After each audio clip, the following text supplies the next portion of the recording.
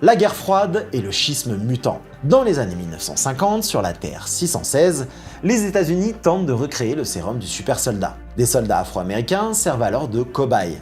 Isaiah Bradley est l'un d'eux, et il est le seul à survivre aux injections. Il est envoyé au combat en Corée, puis est emprisonné pendant près de 30 ans afin d'effacer toute trace du programme. 30 ans où il subira, encore une fois, bon nombre d'expériences. En 1962, sur la Terre 10005, Charles Xavier et Eric Lercher unissent leurs forces pour la première fois. À la demande de la CIA, ils recrutent une équipe de jeunes mutants et déjouent un plan visant à déclencher une troisième guerre mondiale durant la crise des missiles de Cuba. Mais lorsqu'une balle tirée par Moira MacTaggert ricoche sur le casque de Magneto, elle frappe Charles à la colonne vertébrale et le paralyse. Ce drame provoque un schisme mutant. Magneto fonde la confrérie, Charles fonde son école pour jeunes surdoués.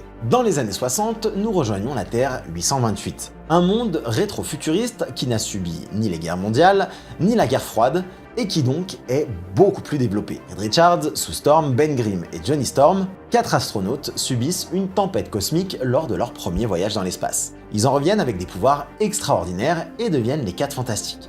4 ans plus tard, ils affrontent la venue de Shalabal, la surfeuse d'argent de Galactus. Le dévoreur de mondes cherche à s'emparer de Franklin Richards, le premier enfant de Reed et Sue, doté de pouvoirs extraordinaires. Mais l'équipe parvient à le repousser grâce à la trahison de Shalabal. Dans les années 70, sur la Terre 616, le soldat de l'hiver est transformé en assassin fantôme au profit d'Hydra. Il est à ce moment-là probablement le plus grand déstabilisateur des démocraties et régimes. C'est d'ailleurs en 70, dans une branche du 616, que Tony Stark et Steve Rogers, venus de 2023 dans Endgame, infiltrent le camp Lehigh pour récupérer le Tesseract et des particules PIM.